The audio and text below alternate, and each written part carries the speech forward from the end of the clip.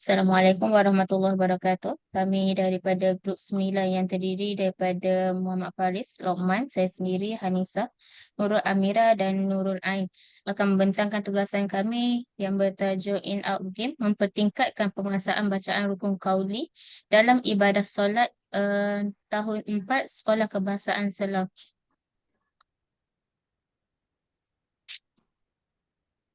Untuk refleksi pengajaran dan pembelajaran lepas, Sekolah Kebangsaan Selor merupakan sekolah kebangsaan sekolah yang dikategorikan sekolah luar bandar.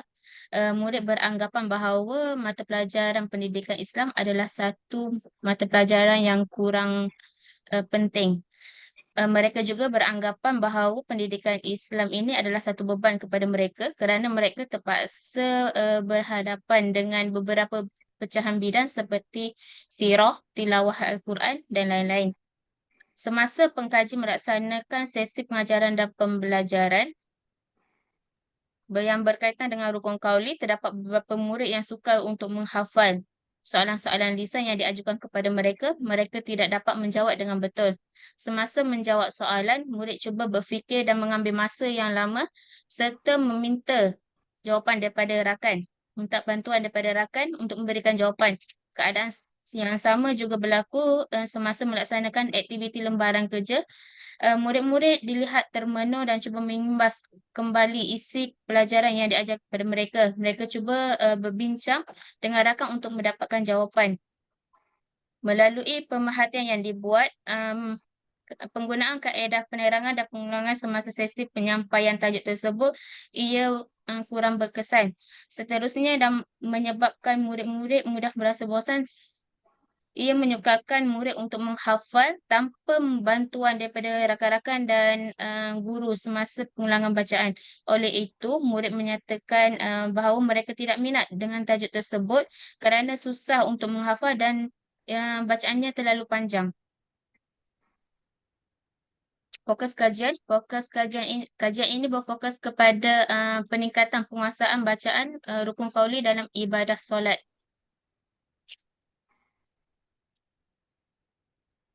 Sasaran kajian ini seramai 10 orang, murid tahun 4 Sekolah Kebangsaan Salor. Peserta kajian ini dipilih terdiri daripada kategori kognitif lemah dan sederhana. Seterusnya, objektif kajian. Objektif untuk meningkatkan minat murid terhadap mata pelajaran pendidikan Islam, khususnya dalam dalam bidang ibadah, dan para pelajar dapat menggunakan kaedah bacaan yang betul dan bersesuaian dengan kemampuan masing-masing. Objektif khusus ada dua. Yang pertama adalah um, adakah khusus ada dua. Yang pertama, untuk memastikan 10 orang murid tahun 4 dapat membaca rukun qauli dengan baik, lancar dengan menggunakan kaedah permainan in-out. Yang kedua, untuk memastikan 10 orang murid tahun 4 dapat menghafal bacaan rukun qauli dengan menggunakan kaedah permainan in-out. Untuk seterusnya, Persoalan kajian ini ada dua. Yang pertama, adakah murid dapat menguasai bacaan rukun qauli dalam ibadah solat melalui kaedah in-out game? Yang kedua, adakah in-out game ini mampu meningkatkan minat murid dalam menghafal rukun qauli dalam solat? Untuk seterusnya, saya akan serahkan kepada Faris. Baiklah, terima kasih kepada Hanisa. Kita lihat kepada model reka bentuk kajian.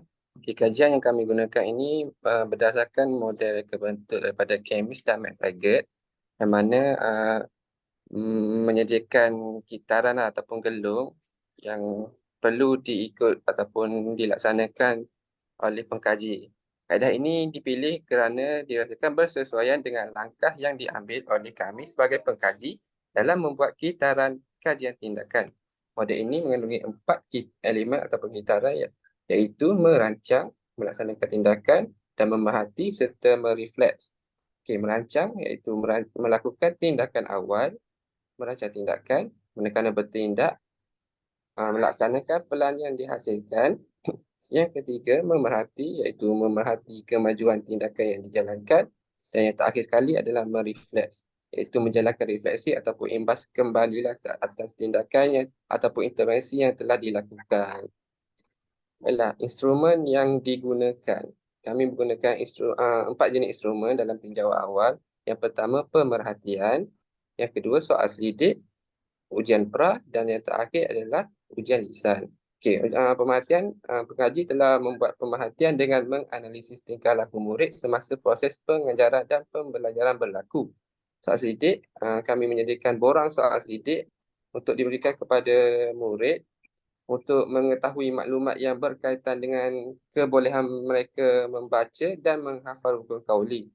Yang ketiga, ujian pra, pelajar diminta menjawab set soalan ujian yang disediakan oleh pengkaji yang mengandungi soalan berkaitan dengan bacaan dalam solat. Dan yang terakhir, ujian lisan. Kaedah ini melibatkan interaksi antara pengkaji dan pelajar di mana jawapan yang diberikan akan menunjukkan kemampuan bagi setiap murid. Seterusnya, saya serahkan kepada Amira untuk membentangkan tata cara analisis data. Okay. Tata cara analisis data juga kita menggunakan 4 kaedah, itu pemerhatian, selidik, ujian pra dan ujian lisan. Okey, untuk pemerhatian ni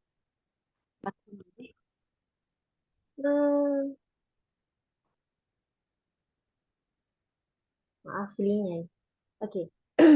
Untuk tata cara analisa data ni, kita ada 4 kaedah, iaitu pemerhatian, soal selidik, ujian pra dan ujian lisan. Okey, untuk pemerhatian ni kita tengok apa? Kita tengok tingkah laku murid ketika proses pengajaran dan pembelajaran di dalam kelas dianalisa serta diteliti oleh pengkaji. Yang kedua adalah analisa melalui pemerhatian ini dijalankan bagi mengetahui tahap penguasaan dalam kemahiran hafalan. Okay, pemerhatian ini melibatkan 26 orang murid. Okay, antara benda yang kita tengok adalah murid menumpukan perhatian kepada arahan guru. Kedua adalah murid dapat membaca rukun kauli yang disoal oleh guru. Murid memerlukan bantuan guru untuk menghabiskan bacaan. Murid mampu melafazkan bacaan tanpa melihat teks. Okay, ini yang ni kita nak tengok dari segi macam mana dia membaca, macam mana dia membaca rukun kauli dia dan macam mana berapa lama dia memerlukan untuk cara dia nak baca tu. Dia hafal ke ataupun hafal sikit. Okay. Yang kedua adalah untuk soal selidik pula, iaitu kaedah soal selidik ini, murid ini telah dilakukan untuk mengetahui pendapat murid tentang pendidikan Islam dan juga kemahiran membaca dan menghafal. Pengkaji hanya menyediakan soalan sebanyak 6 soalan. Okey, ini melibatkan 26 orang juga murid. Ini soalan antara soalan-soalan dia. Okey, untuk ujian pra pula kita analisis melalui ujian diagnostik. Ujian pra dilakukan untuk mengesan sejauh mana kemahiran mengenal pasti rukun kauli. Dan lembaran kertas ini telah disediakan oleh pengkaji untuk murid. Ini pun melibatkan 26 orang murid.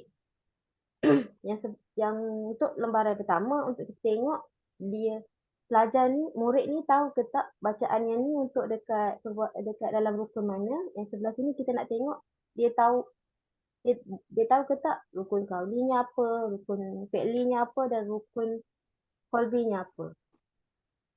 Terusnya, ujian lisan adalah kita melakukan ujian lisan telah dilaksanakan menggunakan 2 kaedah, iaitu menggunakan bahan bacaan dan tanpa bahan. Murid akan diuji dengan soalan berkaitan dengan bacaan rukun kauli dalam ibadah salat. Dan ujian ini juga melibatkan 26 orang murid. Okay, yang ni soalan dia. Untuk soalan pertama dengan kedua, kita lakukan dia dalam bentuk hafalan. Untuk ujian yang untuk 2 lagi bawah tu adalah untuk kita tengok dia punya bacaan dia macam mana. Untuk tahap bacaan dia. Okay.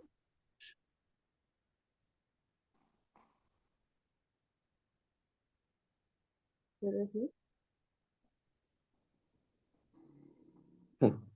Baiklah, kita teruskan kepada dapatan tinjauan awal. Okay, pertama, dapatan melalui pemerhatian. Okay, berdasarkan jadual yang tertera, kami memerhati sebanyak 4 item ataupun 4 perkara lah dalam pemerhatian kami dalam kelas. Yang pertama, murid menumpukan perhatian kepada arahan guru. Okey, yang kedua, silap sikit tu. Yang kedua, murid dapat membaca rukun kauli yang disoal oleh guru. Yang ketiga, murid memerlukan bantuan guru untuk menghabiskan bacaan. Dan yang keempat, murid mampu melafazkan bacaan tanpa melihat teks rujukan. Okey, kita tengok yang pertama. Yang pertama, murid menumpukan perhatian kepada arahan guru. Okey, catatan kami, murid memberi perhatian semasa guru menyampaikan pengajaran dan juga semasa aktiviti bacaan dalam kelas. Okey, akan tetapi terdapat dalam jadual kekerapan masih terdapat 3 orang murid yang dilihat tidak memberi perhatian semasa guru mengajar dan melaksanakan aktiviti. Okey, soalan yang kedua, murid dapat membaca rukun kauli yang disoal oleh guru. Okey, catatan kami, majoriti murid boleh membaca bacaan rukun kauli berbanding murid yang tersekat bacaan. Okey, kekerapannya 16 orang murid dilihat menguasai bacaan rukun dengan baik dan lancar. Okey, yang ketiga, adakah murid memerlukan bantuan guru untuk menghabiskan bacaan? Okey, pelajar mahir boleh membaca dengan lancar dan baik, manakala yang lemah dan sederhana perlu dibantu dan dibimbing oleh guru untuk menghabiskan bacaan. Okey, kekerapannya 5 orang murid lemah memerlukan bimbingan guru hampir keseluruhan bacaan. Yang kedua, 6 orang murid sederhana memerlukan sedikit bimbingan pada tempat-tempat yang tertentu sahaja, iaitu sedikit berbanding murid yang lemah. Dan yang terakhir, adakah murid dapat melafazkan bacaan ataupun membaca tanpa menggunakan teks rujukan? Ini adalah ujian hafalan lah. Okey, pemerhatian kami, pelajar mahir boleh membaca ataupun melafazkan bacaan dengan lancar tanpa melihat teks, manakala murid lemah dan sederhana memerlukan masa dan bantuan untuk menghabiskan bacaan. Okey, bilangan murid yang lemah dan sederhana iaitu 6 orang tidak mampu menghabiskan bacaan, 5 orang tidak mampu melafazkan bacaan tanpa teks. Okay, seterusnya kita beralih kepada dapatan dari soal selidik, iaitu instrumen yang kejap.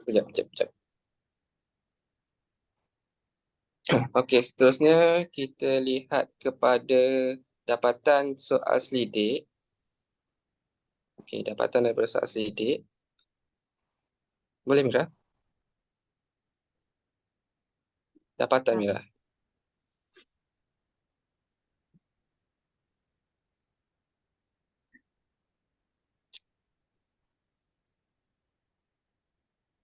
Okey. Okey, melalui soal sidik, kami telah menyediakan 6 soalan kepada pelajar. Yang mana yang pertama kami bertanyakan mengenai adakah kamu berminat belajar pendidikan Islam? Yang kedua, adakah kamu tahu apa itu rukun solat? Yang ketiga, adakah kamu pandai membaca bacaan dalam solat? Yang keempat, adakah kamu boleh membaca rukun qauli tanpa bimbingan guru? Yang kelima, adakah kamu menghafal bacaan dalam solat? Dan yang keenam, bolehkah kamu membaca bacaan rukun qauli tanpa melihat teks? Okey, kita lihat kepada kekerapan ataupun hasil daripada jawapan pelajar. Pelajar diminta menjawab ya ataupun tidak sahaja. Okey, bagi soalan pertama, sebanyak 21 orang bersamaan dengan 80.8% menjawab ya, dan manakala 4 orang bersamaan 19.2% menyatakan tidak berminat dalam pendidikan Islam.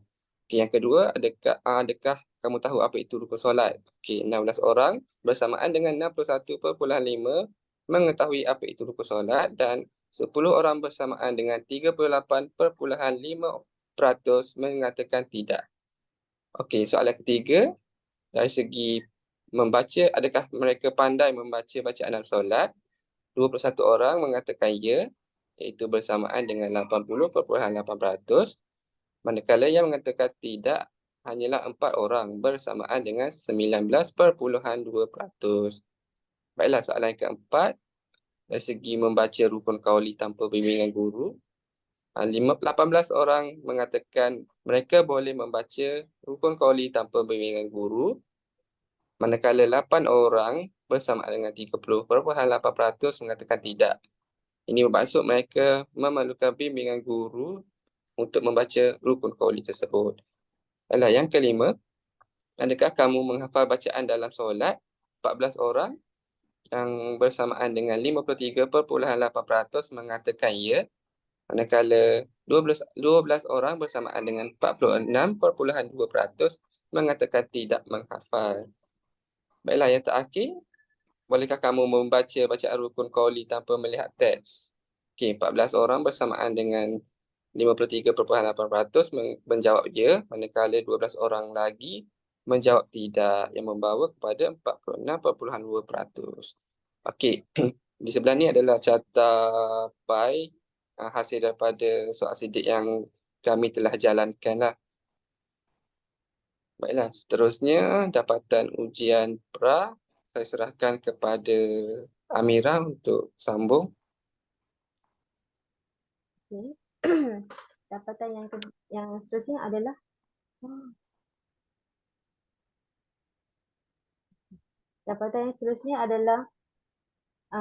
ujian lisan. Untuk ujian lisan ni kita bagi kepada 3 tahap, iaitu mahir, sederhana dan lemah. Okey, untuk yang pertama, yang mahir ni adalah dapat menghabiskan bacaan rukun qauli yang disoal dengan baik dan lancar, sama ada menggunakan teks ataupun tidak. Dan yang sederhana ni kita tengok daripada dapat menghabiskan bacaan rukun qauli dengan bimbingan guru, tidak dapat membaca dengan lancar tanpa menggunakan teks. Untuk yang lemah, yang memerlukan bimbingan guru hampir keseluruhan bacaan dan tidak mampu membaca tanpa menggunakan teks. Bagi ujian lisan, yang mahir ni kita mendapati dia ada 17 orang murid. Untuk yang sederhana ada 6 orang murid dan lemah adalah 3 orang murid. Untuk ujian hafalan pula, yang mahir melibatkan 16 orang murid, yang sederhana adalah yang 6 orang murid dan yang lemah adalah 4 orang murid. Ujian ini dilaksanakan kepada 26 orang murid. Semua sekali itu adalah 26 orang murid untuk kenal pasti yang mana yang lemah dalam menguasai bacaan rukun qauli.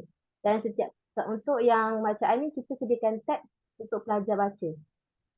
Dan kita tengok pelajar tu mahir, sederhana dan lemah. Okey, seterusnya ialah dapatan daripada ujian pra. Ujian pra ni kita membahagikan juga sama mahir, sederhana dengan lemah. Okey, bilangan pelajar yang mahir ni dia mesti adalah 13 orang. Markah dia mesti 10 ke 8 markah. Sederhana pula markah dia mesti 5 ke 7 markah dan bilangan pelajarnya adalah 11 orang. Dan untuk lemah, markah dia adalah 0 hingga 4 markah dan bilangannya adalah 2 orang murid.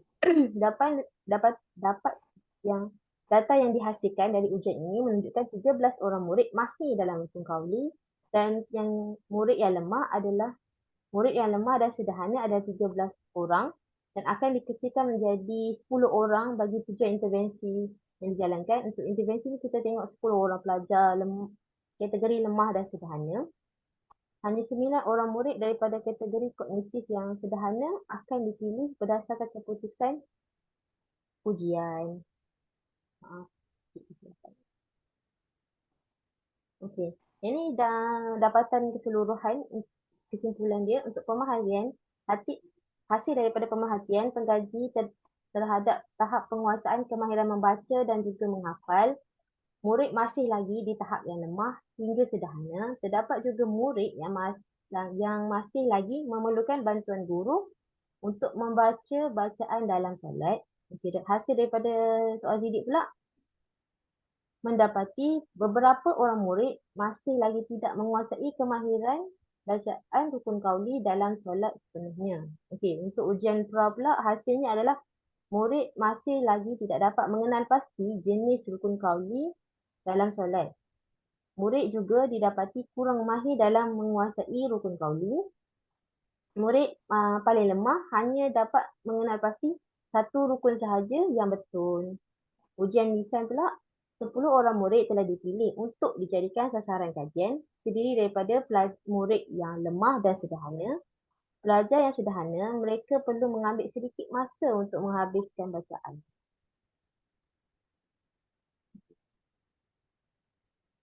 Jadi, saya persilakan kepada rekan saya seterusnya.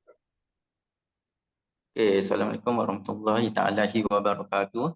Okey, tindakan intervensi yang dicadangkan sebagaimana kita tahulah ada lagi segelintir pelajar yang tidak tahu atau menguasai bacaan rukun qauli dalam ibadat solat. Dengan itu untuk mempentingkan bacaan rukun qauli dalam ibadat solat. Untuk model yang pertama iaitu papan in out, iaitu kaedah permainan. Papan in merupakan satu belajar yang menggunakan kaedah permainan. Kaedah ini telah diinspirasikan daripada papan permainan seperti Monopoly dan Snake and Ladder bagi membantu murid lebih mudah dalam menguasai bacaan dan juga hafalan rukun qauli solat. Okey, untuk cara bermain pula, permainan papan in out rukun solat ini terdiri daripada 3 jenis kad, iaitu kad soalan, kad bacaan individu dan kad bacaan kumpulan. Kad soalan mempunyai soalan-soalan berkaitan rukun bacaan dalam solat. Yang pertamanya, murid akan diuji berdasarkan soalan yang diperolehi dan membolehkan mereka bergerak ke petak seterusnya apabila berjaya menjawab soalan. Kedua, kad bacaan individu dan kumpulan pula berperanan sebagai pengukuhan hafalan mereka dan mereka perlu membaca secara individu dan kumpulan. Sekiranya melalui petak tersebut, murid akan membaca kad bacaan secara individu sekiranya melintasi petak tersebut. Dan yang ketiga, murid akan membaca secara berkumpulan sekiranya salah seorang pemain melintasi petak tersebut. Okey, untuk model yang kedua, jump in, jump out. Berbeza dengan model aktiviti yang pertama. Model ini memfokuskan kepada kemahiran individu. Tujuan aktiviti ini adalah sebagai pengukuhan dan pengulangan kepada murid. Murid dapat mengingat kembali bacaan dan juga melatih hafalan bacaan rukun dan solat melalui model aktiviti ini. Cara bermain pula. Cara bermain, permainan papan jump in jump out ni, rukun solat ini terdiri daripada satu set permainan yang mengandungi kotak bernombor yang berturutan. Kotak-kotak bernombor ini mengandungi soalan-soalan berkaitan rukun solat dan memfokuskan kepada rukun qauli. Yang pertama, setiap murid akan diberi satu objek berkarakter iaitu katak bagi mewakili mereka dalam permainan. Yang kedua, dadu akan dibaling bagi memulakan permainan. Gerakan objek sesuai dengan nombor yang dihasilkan oleh bilangan dadu tadi. Yang ketiga, guru akan menanyakan soalan bagi setiap dijawab oleh murid. Soalan terdiri daripada kenal pasti jenis rukun, bacaan solat dan juga ujian hafalan. Dan ketiga, mereka boleh membaling dadu seterusnya setelah selesai menjawab soalan yang diberikan. Ini antara soalan-soalan yang terdapat dalam model yang kedua. Sebagai contoh, soalan pertama ya. Soalan pertama, sila baca bacaan tahiyat akhir dengan lengkap. Dan soalan yang kedua, namakan rukun ini dan apakah bacaan yang dilafazkan. Untuk refleksi pula daripada permainan tadi, yang pertama, setelah menjalankan kajian ini, pengkaji membuat refleksi terhadap diri sendiri dan peserta kajian. Kedua, kajian ini membolehkan pengkaji untuk mempertingkatkan kemahiran dalam penggunaan kaedah permainan dalam pengajaran.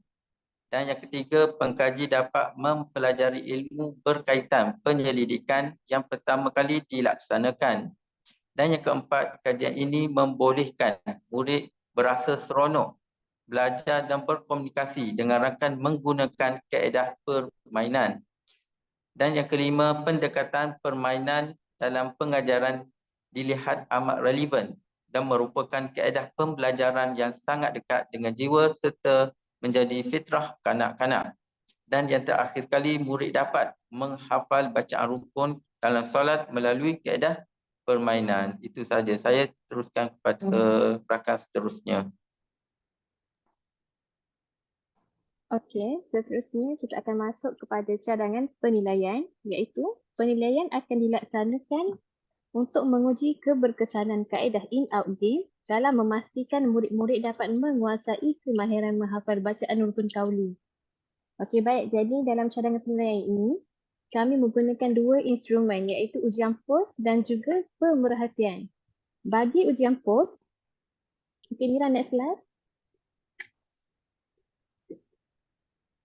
Okey, jadi bagi ujian pos, kaedah ini dicadangkan untuk digunakan bagi menentukan pencapaian murid tahun 4 setelah intervensi dijalankan. Ujian yang bakal dijalankan oleh pengkaji akan menggunakan soalan-soalan yang sama seperti ujian lisan dan ujian pra kerana perbandingan akan dilaksanakan. Data akan dianalisis melalui pengiraan markah dan peratusan markah secara manual yang diperolehi dari setiap pelajar serta akan dimasukkan ke dalam jadual perbandingan markah ujian pra dan ujian pos. Dapatan analisis akan dilaporkan dalam bentuk jadual perbandingan markah ujian pra dan juga ujian pos murid. Okey, baik. Jadi untuk instrumen yang kedua pula iaitu pemerhatian. Kaedah pemerhatian akan digunakan oleh pengkaji untuk melihat dan memerhati perubahan murid-murid dalam menguasai bacaan rukun kauli sekaligus mencapai objektif yang ditetapkan.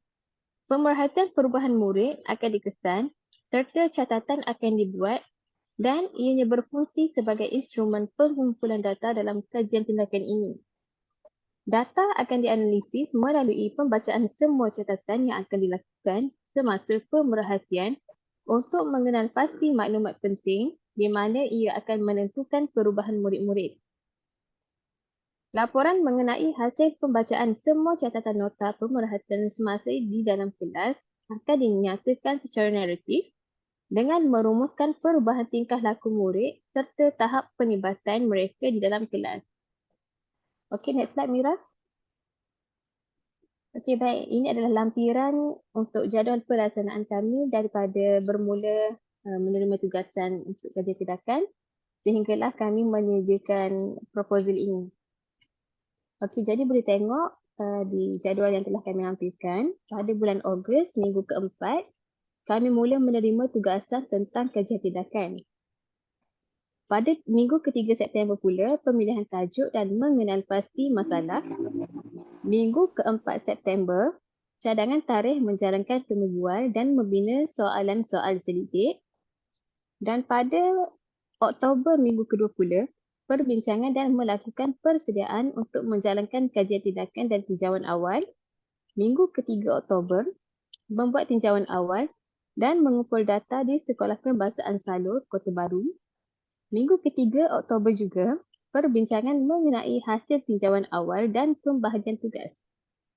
Baik, jadi andaian interview dilaksanakan dalam tempoh 1 bulan bermula minggu ketiga Oktober sehinggalah minggu ketiga November. Andaian pelaksanaan ujian pos pula diadakan pada Oktober minggu keempat. Pada minggu kedua dan minggu ketiga Disember, menulis laporan proposal kajian tindakan. Dan akhir sekali pada Disember minggu keempat, pembentangan proposal kajian tindakan dilakukan. Okey, Mira, next slide. Okey, sekarang boleh tengok pada anggaran perbelanjaan yang telah ataupun anggaran belanja awal lah. Sepanjang kajian tindakan ini dilaksanakan, terdapat 8 item yang kami gunakan lah. Yang pertama, kertas soalan ujian pra dan soal selidik iaitu sebanyak RM5.20 untuk 26 orang pelajar. Yang kedua, kertas mahjong, 2 helai bersamaan RM2. Kad manila, 2 pek bersamaan RM4. Marker, 3 unit bersamaan RM4.80. Kos printing warna, 10 helai bersamaan RM5. Kertas A4 berwarna, 1 pek bersamaan RM4.50. Gam kertas, 1 unit bersamaan RM1.50. Dan juga yang terakhir adalah dadu iaitu 1 unit bersamaan RM6. Jadi jumlah keseluruhan yang telah kami belanjakan adalah RM33. Okay, next Mira. Okey, kesimpulan daripada hasil kajian tindakan yang telah kami laksanakan, hasil tinjauan yang dilakukan telah memberi jawapan kepada persoalan yang menjadi tanda tanya punca murid masih gagal menguasai kemahiran menghafal bacaan rukun kauliyah.